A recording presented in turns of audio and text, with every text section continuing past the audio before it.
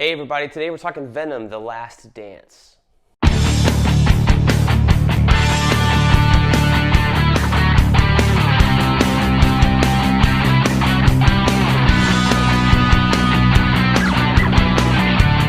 everybody, welcome back to BK's Bullets. I'm Brent and today we're reviewing Venom, The Last Dance, the movie, here on the channel. Hopefully by now, maybe none of you have seen it. I went yesterday, Friday morning, I had the day off, and I was like, you know what? Let me just go sit through this. I had seen the bad reviews, but I was like, you know what? All the other movies got bad reviews, the Venom movies anyway, and I liked Venom 1 a lot more than I should have. Like, I really had a lot of fun with that movie, and it got bad reviews also. Venom, Let There Be Carnage, the second movie, you know, I think I've seen it once in the theaters, and I have it on my digital collection and all that. So I've seen it maybe 2 times, and I know I put it on during COVID when I had like a long call and I just wanted something on the TV just to kind of like zone out of or something like that, and it just watched it on mute a bunch of times. So I felt like I've seen it a little bit more. So I was like, all right, let me go see the third one because I really liked the first one. The second one I think was okay. This one can't be that bad, right? Well, it is. That's the bad part, is that it is and it was bad. Man, this is just one of those things too, like, you know how Simon Kinberg did the X-Men First Class movies, then he said, I'm gonna direct Dark Phoenix, and it turned out to be the worst of all of those movies. Same thing here with this movie. The director is the woman who wrote the first 2 movies and as well as this one, and man, she's just not, I don't know if the direction was bad, it was just she produced a bad movie. She made a bad movie, wrote a bad movie, made a bad movie. So I don't know if she's going to be working as a director anytime soon. There wasn't anything bad about the direction in terms of like camera work or placement, cinematography, all that kind of stuff was kind of standard. Like I was never confused. I was just like, why are we doing this story?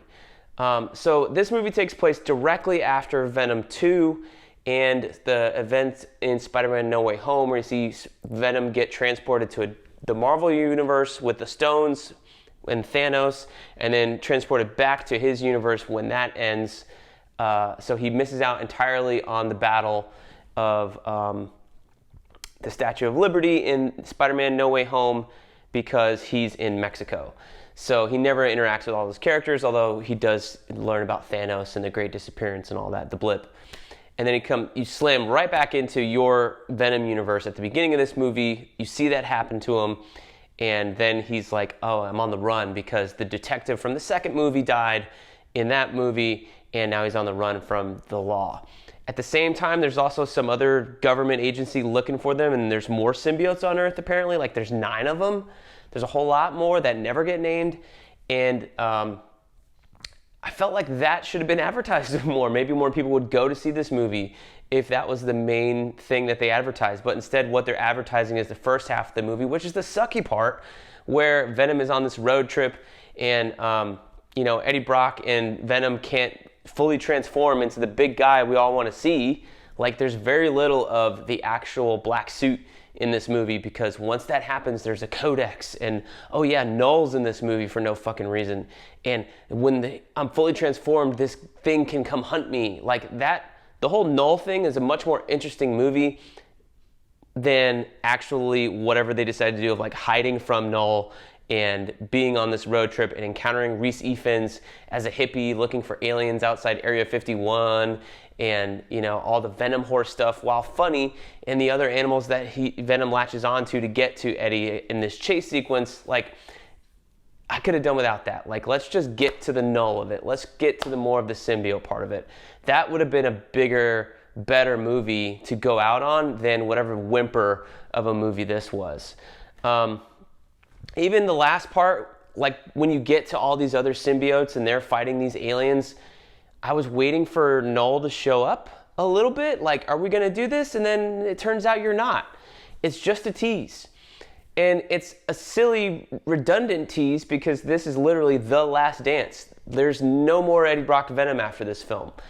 Tom Hardy makes that clear. Like, he's done playing Venom. So they end Eddie Brock's story as Venom here in this movie. So, and I think they pretty definitively end the Venom symbiote also. So yeah, if that part interests you and you're watching this and you're like, Brent usually stays spoiler free and sometimes he does, sometimes he doesn't, like this is the end of the interaction. So if you want to see that, go see it. Otherwise, I would wait for it to come on streaming. Like it'll be on Netflix within 4 or 5 months for sure. And I would say wait for it there. I got an IMAX ticket. It was $10 off, so I didn't spend that much money on it. It was a way to kill time on my day off, and I'm not regretting it because I get to do a video about it and talk about it and kind of work through it. But it was kind of a pointless movie. Like literally the first 20 minutes are interesting, and then you get to this second half road trip bullshit, and then you get to the base with all the other symbiotes, and then it gets more exciting. But again, it suffers because it's CG things fighting CG things in a non-CG movie. So like the CG is pretty good, I thought. But it wasn't, there was never any stakes, you know what I mean? There was never anything that I was like, oh no, edge of my seat. It was like, all right, I've seen this a million times because we've seen so many superhero movies. Some of them do a good job of adding stakes in with characters. This time, I didn't care about the characters because I was pretty much done with Eddie here. I don't care about the hippie family that gets involved. I just find them annoying, and you know, like the conversations between Eddie and the symbiote weren't as good here. You know, I think part of Venom 2 that I liked the most was the breakfast scene where the symbiote goes nuts. I enjoyed that part. A lot of that like zany humor from the first movie and the second movie is kind of gone here. And because it's like a really morose feeling the entire movie. And it just kind of brings the movie down, and it doesn't feel as zany as it should be, which is what made those first two movies as much fun as they were, at least that I remember anyway. And then the ending is just super weird. Like it feels, they have like a Paul Walker montage from Furious 7 inside of this movie for Eddie and the symbiote. Like, I didn't need that. The movie was weird as hell. Why you're making it more weird? So yeah, and it ends there. There's 2 after credit scenes, one with, you know, Null and one that's really stupid. So once you see Null, I'd say leave, turn it off, whatever. You'll be fine there. But yeah, I would say if you made it this far in the review, you already know whether you're going to go see it or not. But if you're looking for a recommendation, it's not here. Yeah, it's a movie. Can we not do this again, please, Sony? Like, just let Marvel have their characters back. This movie's not going to do well. I'm curious about Kraven because I like Aaron Taylor Johnson. I just don't know if the movie's actually going to be good. Like, Russell Crowe's in it, and Russell Crowe picks fun projects now, or he can be a little bit zany. Like, so does that mean it's going to be good or bad? I don't know. I'm just kind of, the Kraven movie kind of interests me. I haven't even seen Madam Web yet. Like, Madam Web looked bad. Kraven kind of looks kind of interesting, so I'm not sure if I'm going to go see that one or not. I might. I probably will. I probably will. I'm talking myself into it the more I talk about it. But anything else, like, just stop, Sony. Just stop. None of these movies are that good. You got a hit with Venom. You tried again with 2, you failed at 3, you failed at Madam Web, you failed at Morbius, and we're going to see how Kraven does. And at that point, you should just call the whole thing off and just let Marvel produce the movies like they're supposed to, right? Like they're their characters.